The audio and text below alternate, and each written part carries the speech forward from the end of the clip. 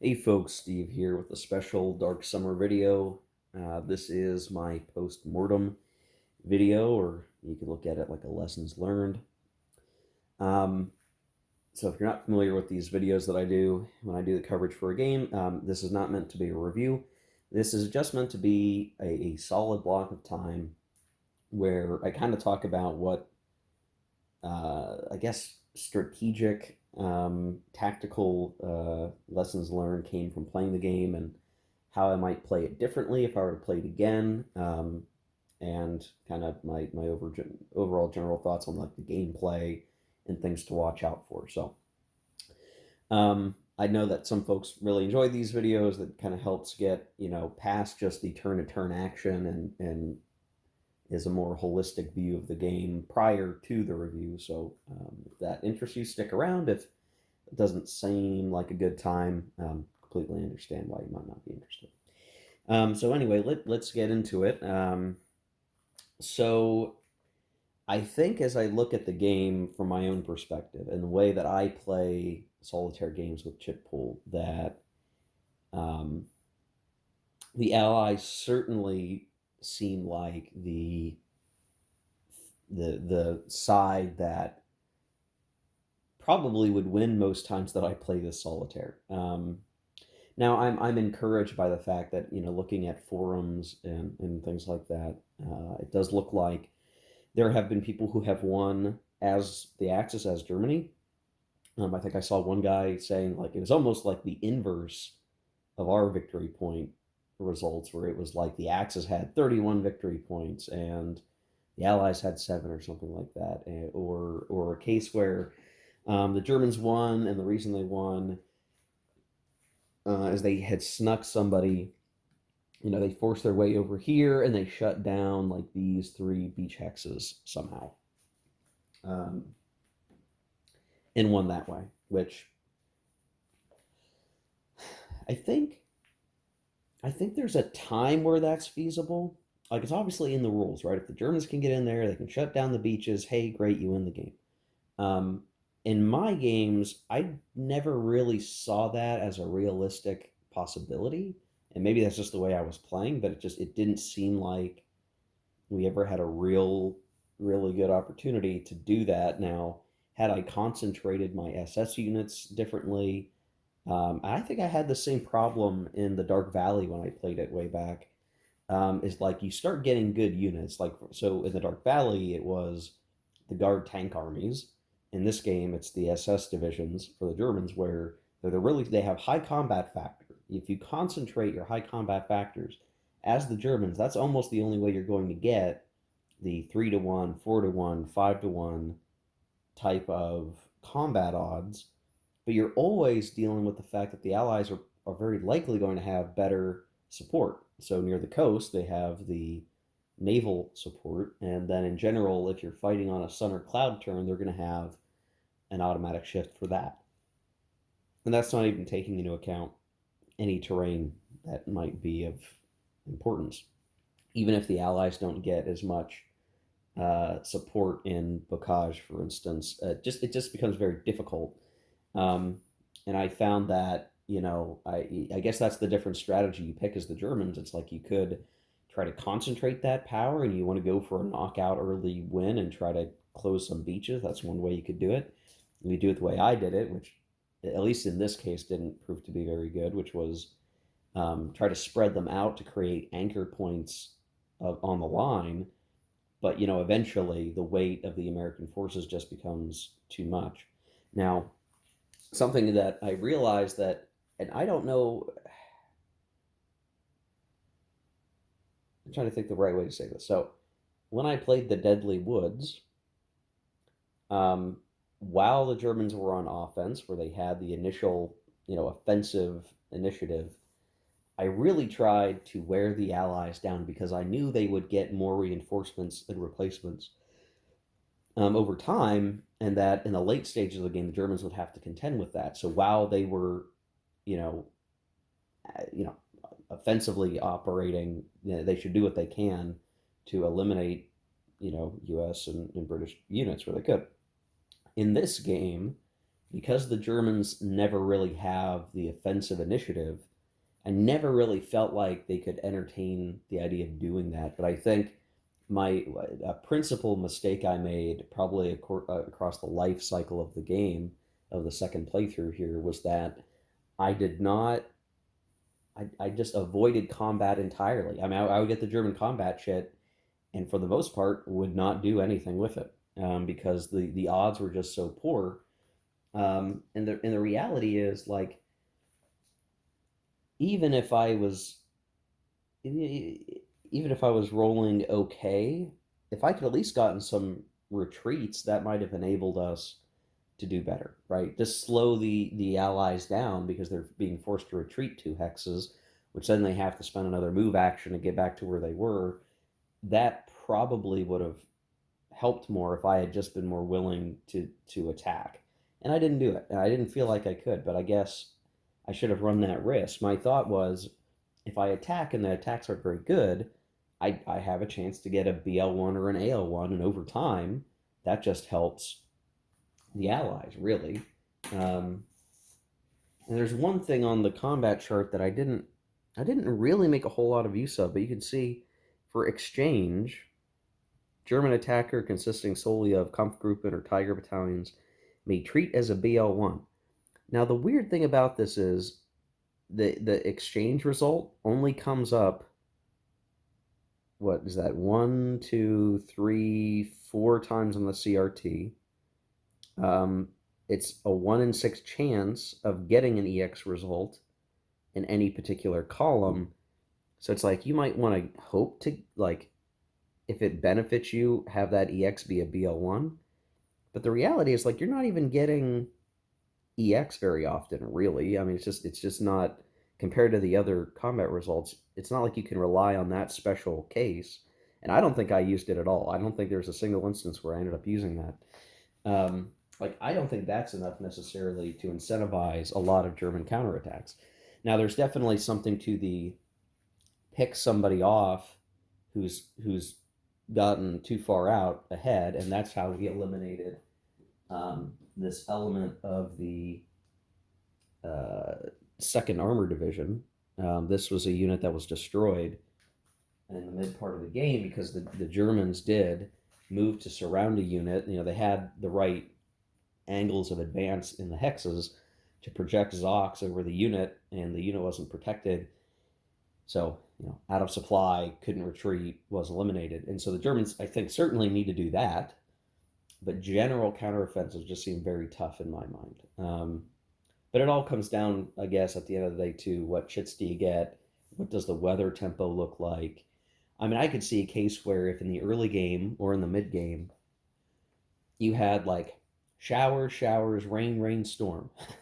If you got lucky like that, as the Germans, or something resembling like showers, rain, storm, rain, showers in the weather, that you get a nice unbroken chain of like solid turns for the Germans, that might be the difference to wear down a segment of the line or something where you could get in behind the Allies and close those beaches or eliminate a fair number of units or something. The more units you eliminate over the life of the game, maybe the better off you are as the Germans, because it just gets to the point where, like, sure, I can afford to take some losses as the Allies. That's not as big of a deal. And as you saw, if you watch the whole series, when we were getting to the end of the game, over here, you had a bunch of British units facing a thinned out line of Germans. It didn't matter, really what was going to happen. The Allies could have afforded to lose some units destroying the Germans if it meant the Germans weren't going to get any victory points. And sure enough, they were able to get, maneuvered in here and start shutting down the eastern exit boxes, or eastern exit hexes for the eastern exit box. So, I thought we were going to do much better against the Americans than we ultimately did as the Germans, right? So it was over here, we were defending up ahead, we were in pretty good shape. But the reality was like those prepared offensives just became so strong that like, one column shift to the right suddenly makes it even more likely to get a defender eliminated result. So entire divisions would get nuked in one combat. And I think this speaks to some general advice that Ted was giving, which was, you kind of sometimes you want to spread them out. You want to spread out units. You don't want to put them all together. Um, unless I mean, you know, I think his point was like there are times where you want to spread out. There's gonna be times you want to concentrate. I concentrated a lot of the time, if only because like it's a lot harder to attack a defender who has 18 defensive factors than it is to attack a defender with 3 defensive factors or whatever, right? So if you decide to spread out your units, those units are more easily able to be piecemeal destroyed than if they were cohesively together in one hex as a whole division. Um, the problem is if you're going to do that, what you end up with are a division every other hex. The Zocs kind of keep that from being a major issue, but all it takes is one division being destroyed, and then you've got a big gap in your line that isn't well repaired. But I feel like it's like you still have to deal with the fact that if it was just, again, a single unit in a hex, anything like Bocage is great, but they're still going to be rolling on like the 4-to-1 table a lot of the time as the allies, and you're going to just see that unit get eliminated.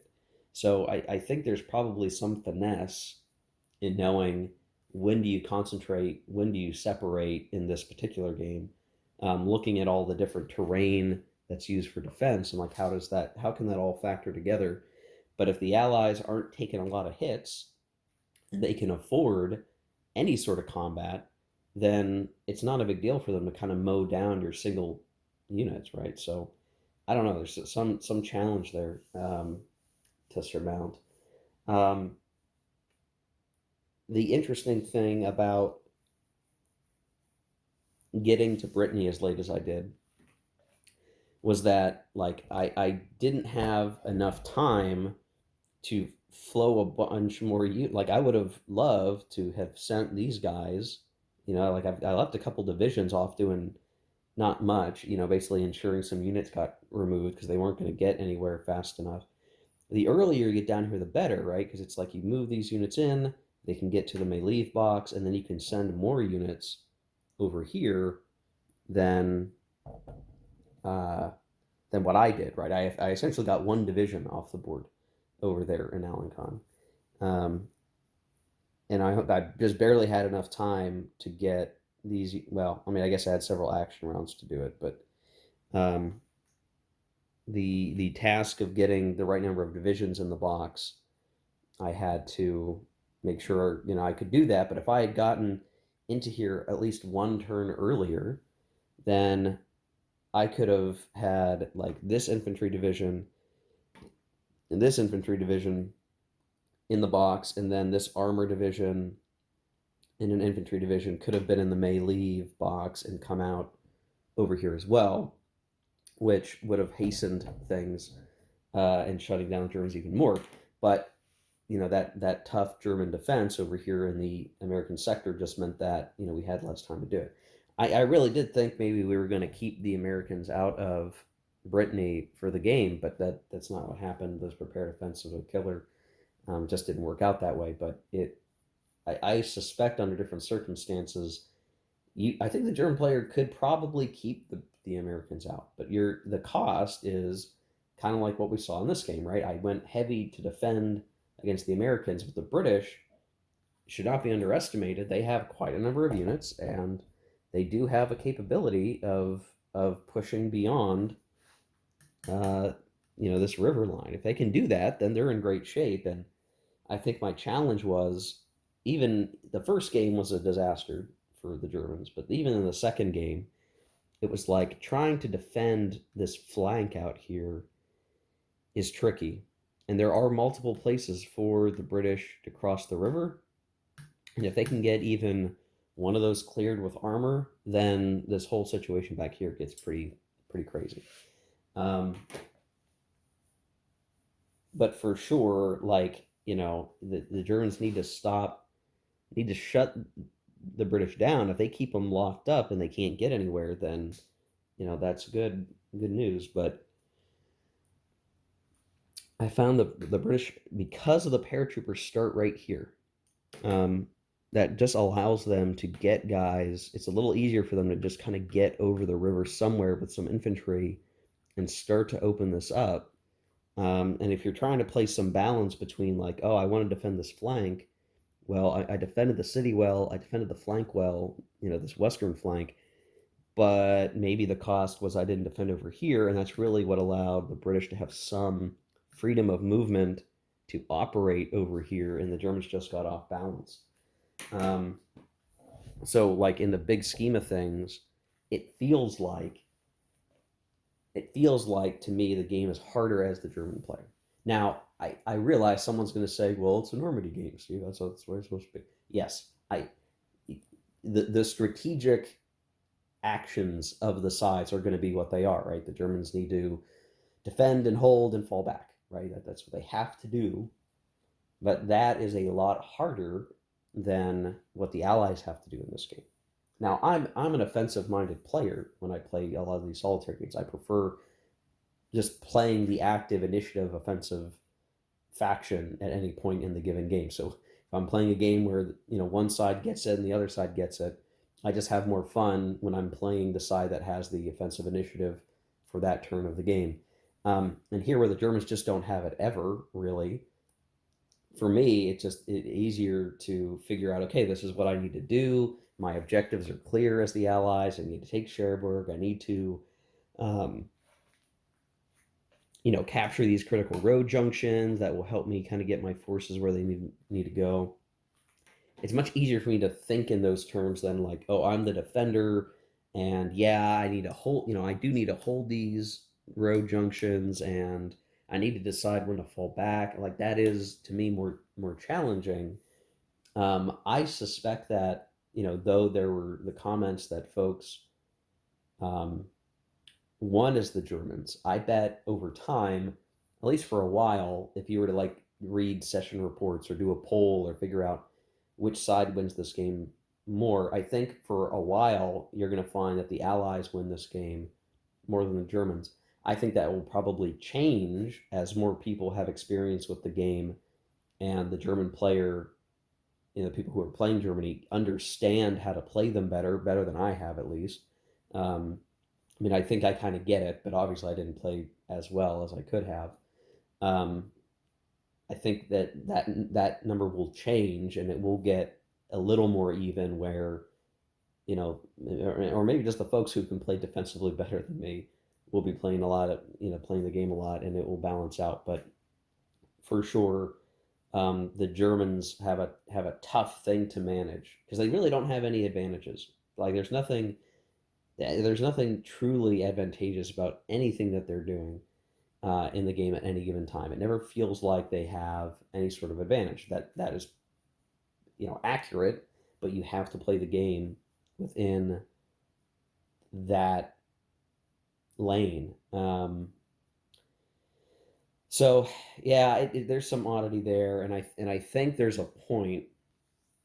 Honestly, now that I'm even looking at it, like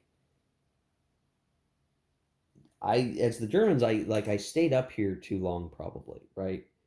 You got to the point where like these guys were never going to make it to the eastern exit box in time for it to matter. Um, and I think maybe one really critical, like it stares you in the face on the map. There's a major road line that heads from Caen to Granville. Basically, almost cuts the map in half with a major road.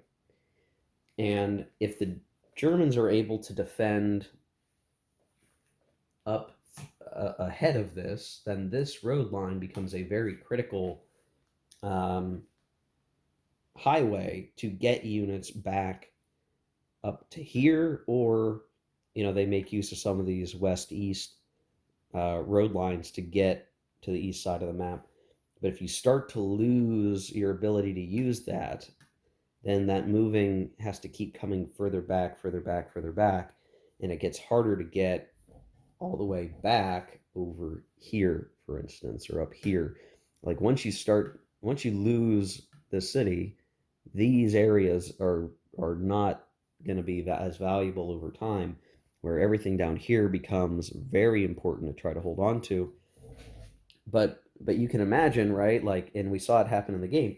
It's like, okay, well, if I try to leave this area and I go east to try to get to the eastern exit boxes, well, that just allows the Americans to come, maybe get down here faster, get into the Brittany box, and then cut those units off because they went around without anyone to stop them, and they show up here, and then they're in the backfield. So that delicate balance of, like, if I just pull back or I give up or I try to retain units, will those units have enough time to leave if that's what I really want them to do, before the Allies are coming back around?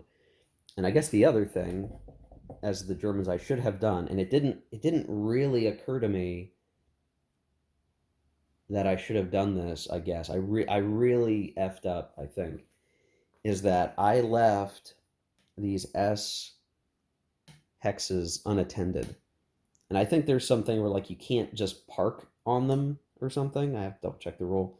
You can't necessarily park on them, but even just having a unit like sit right here, projecting a Zoc onto this hex and hanging out here, would have kept the Americans from popping into the city and then rolling up so fast. Now it's like, okay, if I did that here, then the Americans could come through here and do similar type of things. But it would have been a little bit harder to get up through here because they wouldn't get the major road line. If I had to come in down here, that would be a lot harder, right? There'd be less to do. You get maybe a localized encirclement. So I think there's definitely, like, one big mistake, and I think it just comes down to I wasn't sure if the Americans were going to be able to get to Brittany, is actually putting some kind of overwatch over that S hex row, having something there to slow the Americans down if they do get into Brittany. Um, this also plays into the fact that the Allies get the initiative chit every single turn, where in other games in the series, there's at least this possibility across the whole game where each side gets that initiative. Knowing that the Allies will get it no matter what every time, um, I knew it, but sometimes it would slip my mind as I was playing, and it would be like, okay, the Allies get the last chit of a turn, and they're going to get the first chit of the next turn. And as folks know, in just about any war game, if there's a potential to get to go twice in a row, that can be very powerful, very strong, and it always tended to be as the Allies. Um, and so the Germans, I think I should have done a better job of keeping a reaction chit held back to go last or something, or hope that we pull our chits last, I guess. Um, just to be able to do something at the end of the turn. Of course, with the reaction chit, that's not very good, right? You get one formation. One formation isn't going to change an entire line being broken open, right? You may be lucky to project a Zoc over a hole that's been opened up, but if there's multiple gaps in the line, one reaction chit is not going to be enough. So that advantages the Allied player a lot. The other thing is that on, let me see here, 1, 2, 3, 4, a little less than half of the turns. Like, if I try to figure it, 1, 2, 3, 4, 5, 6, 40% of the turns are going to be sun cloud turns. And on those turns, the Germans don't have road movement. Now, I had made the mistake a few times of allowing the Germans to use road movement when they shouldn't have. And German reinforcements will always get road movement when they first enter. But on those sun and cloud turns, and really any turn, the Allies will get to use road movement, and on those sun and cloud turns, the Germans will not. Now, if you think about this from a shifting of weight perspective, this basically means that the Germans, in terms of responding to major frontline issues, either will be able to meet the Allies on a showers, rain, storm turn, whatever. They can move forces around relatively quickly, But that means they're only moving forces around using the roads as fast as the Allies. And in the other 40% of the game, the Germans are sorely lacking in the ability to respond, um, because they can't use the road movement, which can mean when you're talking about the bocage, like, okay, the Germans can maybe move 1, 2, 3 hexes, where the Allies could be moving 12 hexes or something. Um, and so you can always kind of shift units around a couple of hexes, and a lot of the time that was enough to cover major issues on the line. But if the Allies all of a sudden wanted to concentrate their armor and move them all in one place via the roads, much of the time they're going to be able to do that much, much easier than the Germans, and the Germans just can't respond as effectively. And I think, like, you have to keep that in mind as the Germans as much as possible. Like, um, how are you going to be able to react if you had to? And I think that's hard to plan for in the chip pool. The minor rivers ended up being a larger issue over time than I would have thought for the Germans, because if you can't use road movement, you don't necessarily get to negate the river, I don't think. Um, and so, if you're trying to march across, bocage and a river, it's like, okay, well, that's four movement points rather, not victory points, four movement points. And most of the German units only have six, so you're pretty much done just moving one hex in some cases. And even the mechanized forces that have 10 movement points, you're still not getting very far.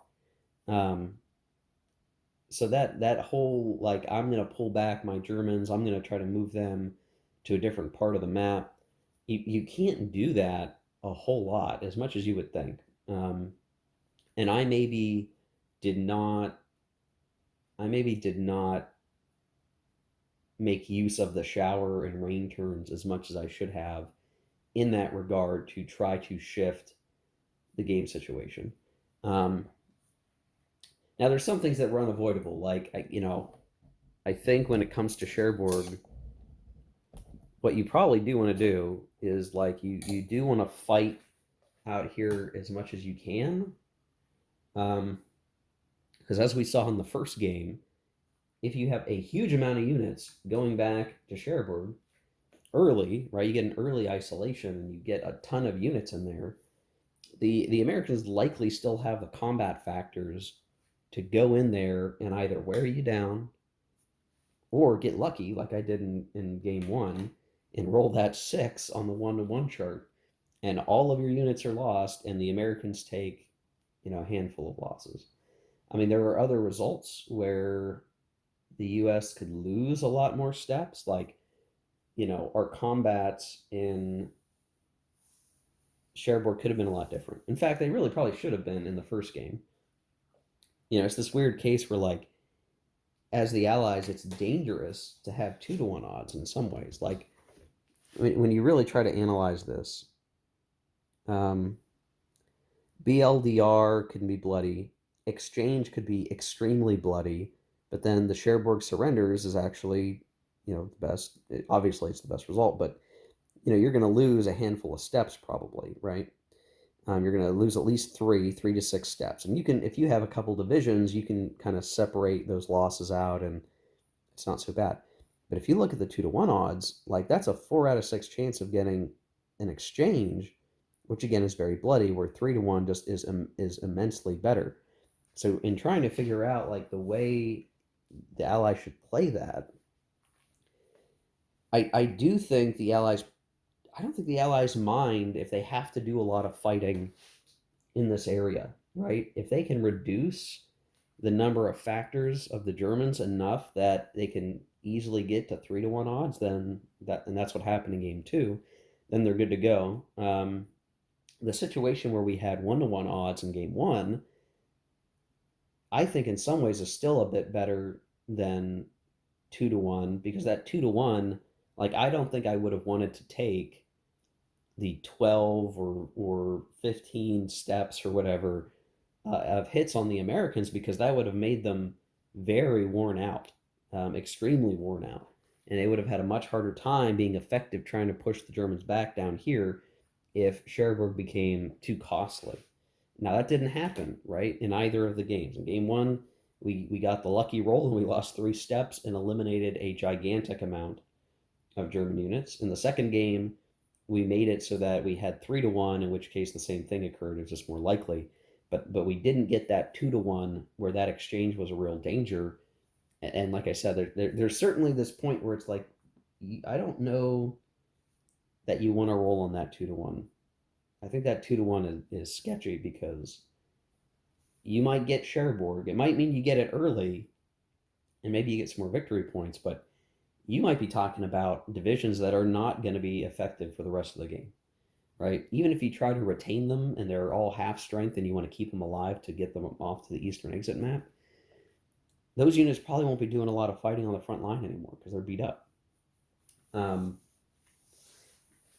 you know, so I don't know. I think the Cherbourg thing. I think every instance of the Cherbourg siege battle mini campaign there all became very allied sided, but I could see some situations where it's a double edged sword because you could end up losing a ton of steps very easily, and that could cripple the American offensive capability depending on what units you dedicated to that combat and how well you fought out over here.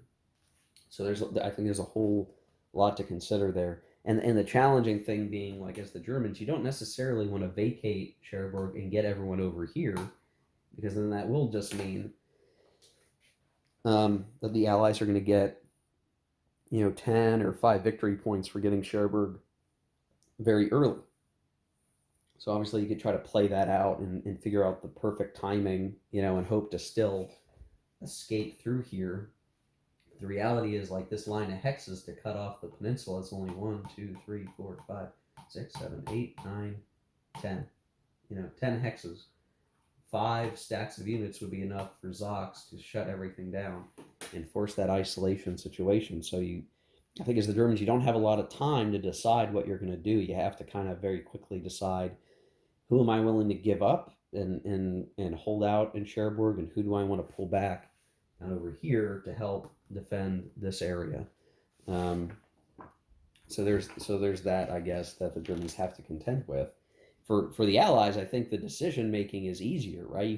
You can kind of opt to send more units up here if you think you need them. You aren't forced to pull units in there like the Germans are forced to automatically move units to the box.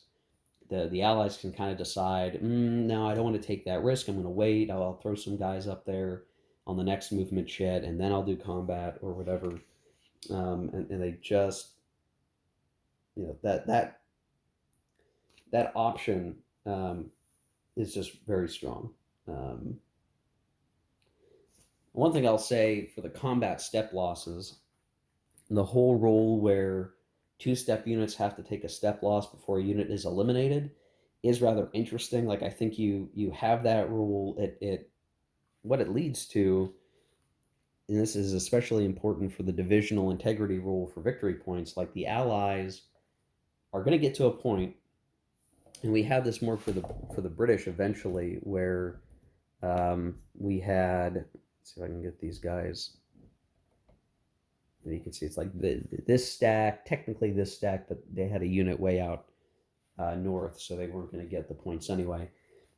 If you have a division, say 3 units or two units, a 2-brigade division or whatever, well, if they're involved in a lot of combats, depending on how you're conducting your attacks and who's all involved, they're going to start taking step losses. You'll eventually get to a point where each unit in that division over time will have accrued a step loss, which then means if you want that unit to earn you victory points, you probably don't want them to be involved in much fighting, right? Because as soon as they take another step loss, they're not worth victory points anymore.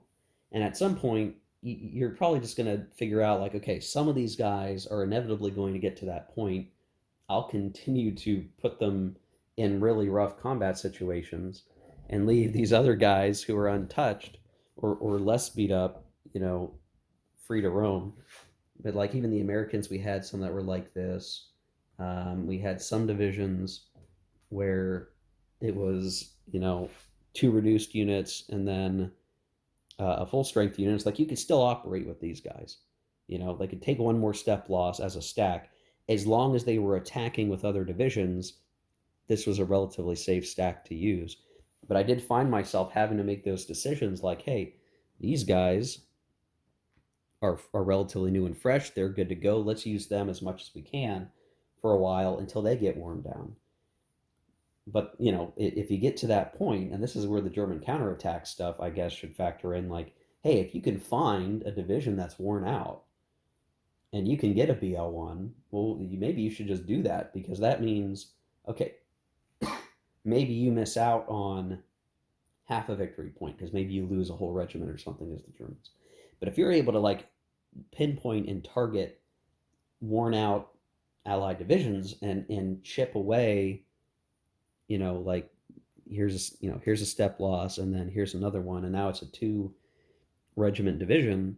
Well, now you don't have to worry about that unit for victory points. They're not, the Allies have effectively lost the potential to get 2 victory points by you crippling a division. And because you can't rebuild a unit once it comes off the map, the Germans, I think, do have that incentive to deny the victory points. And obviously, 6 combat factors is a lot less than, 9 or 12 or 18 or whatever. So I guess there is still that incentive to try to find those stacks of weakened American units and British units and hammer them with what hammers you have left. If you still have a decent SS stack, then yeah, for sure, get in there and try to, maul those guys, and you start to eliminate those victory points. And if I look at who were in the actual Eastern exit box that were complete, like the Poles were all reduced. They couldn't afford another step loss. This division was down to 3 1-step units. These guys were 1 step down. These guys were just 1 step down, 1 step down, and then 2 steps down. So the British, the ones that actually bothered to go off map, that could or it mattered for, they had taken some hits, but only like the one was in danger of not getting us the victory points. But at that point, it didn't matter as much, right? Like their goal was just to get off map at that point. They had opened up enough of a gap that they could start moving off the map, and they were good to go there. But I could definitely see those instances where, the Allies become a little less cavalier about attacking, and even have the cases where, they're afraid to be attacked, and then you would end up with this situation where, like maybe down here, where it's like, oh, the 53rd. Maybe I need a better example, but for any of these stacks that are beat up, somewhere out here, we've got some beat up units. It's like, well, you might need to lead them back, right, and just hang back behind the line. They can project Zocs as the Allies, like that's nice, but they're too beat up. You're giving them like some weird intermediary R&R to stay out of the fight.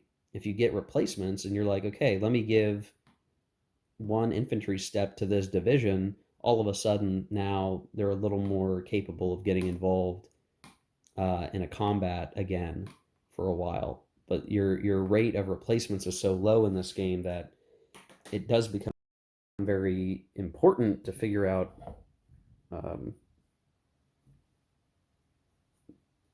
who's going to be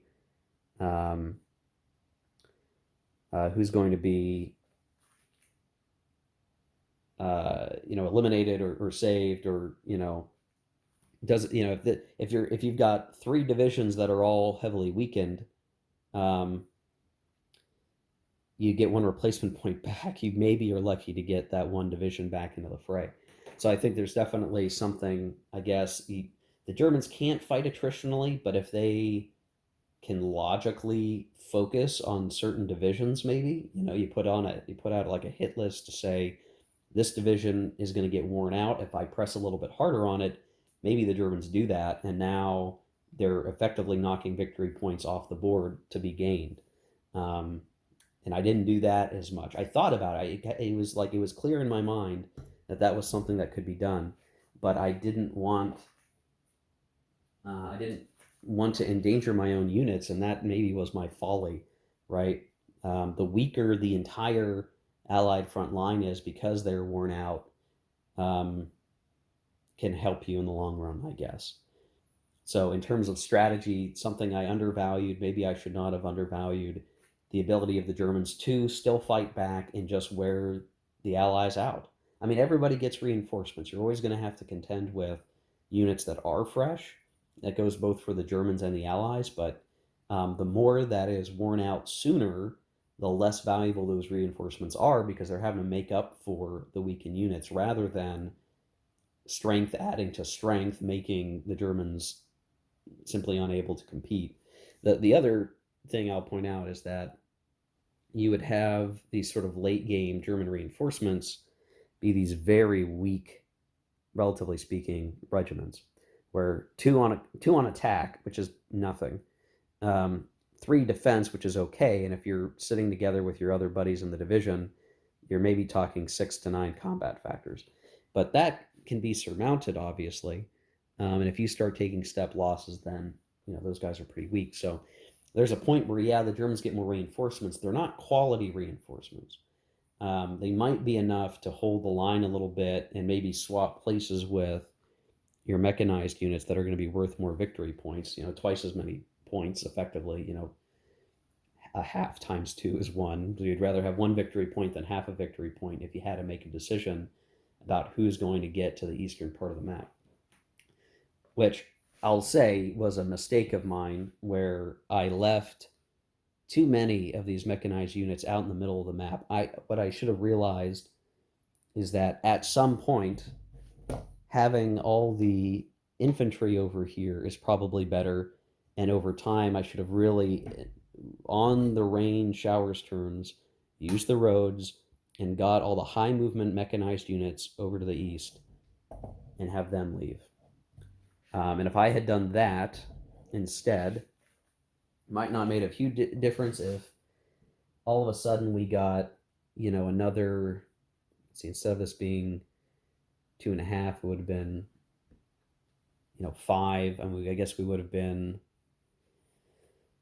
we might have had 10 victory points instead of 7.5, which I realize is not a huge difference compared to what the Allies got. But on the way over to the east, those armor mechanized units would have performed better against the British anyway, probably, in the big scheme of things, and maybe slowed down the Allies. So I think there is probably something to keeping a lot of your mechanized forces as the Germans on the east side of the map than the west.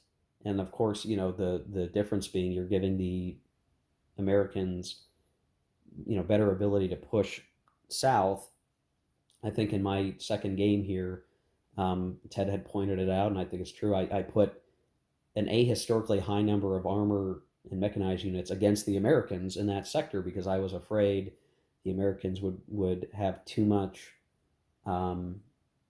flexibility, and so I tried to stifle that, but that had a true consequence on the board. I really probably shouldn't have done that. I should have kept more mechanized either in the middle and east section of the map than all the way out here, where they just lost their opportunity to be more valuable in the late stages of the game and for all of those victory points that they could get heading east. So I think this video is getting pretty long. This is as much as I think I really wanted to say on the Post-Mortem. I mean, I think the game, I think if I played it again, I think the Germans could do a lot better. The Allies probably got very lucky with some of their die rolls. They were able to get defender eliminated results on a lot of 4-1 attacks or 3-1 attacks even. We got some defender eliminated, and anytime the defender gets eliminated is very impactful on the game, right? A whole unit gets destroyed, maybe multiple units, and the attacker loses nothing. That's very powerful, and that happened a lot, I think, in my memory. I feel like it happened a lot. Maybe it didn't statistically, but all of that I think factors in. I definitely think any future plays are certainly well informed by the plays that I had in this playthrough, and I hope that if you were watching this entire series and you're watching this video, all the commentary that I'm stating here will help you when you're playing the game, or at least you can learn from my mistakes and have a more competitive game probably um, than I have had against myself. But I'm just playing myself, so it doesn't. I'm having fun either way. And I should say that I have had fun with this one. And we'll talk more about all of that in the review, which will be coming.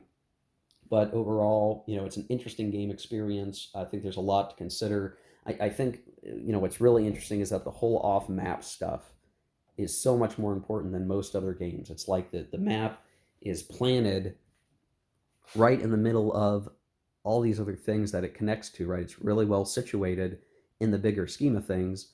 Yeah, there's some grumbling about Cherbourg being off map, but like that part of the off map matters for certain things.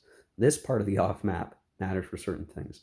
This part of the off map matters, and then the east end matters for its own purposes. So it's like as you're playing the game, you have to look beyond the box. You have to, pun intended here, think outside the box, right? What is happening on the map is not just what's happening. You have to understand that Brittany box. You got to understand how the S entry hexes are going to work when the Americans come back around from their encirclement maneuver. You got to figure out how the eastern exit box is going to work for you. How are you going to get there?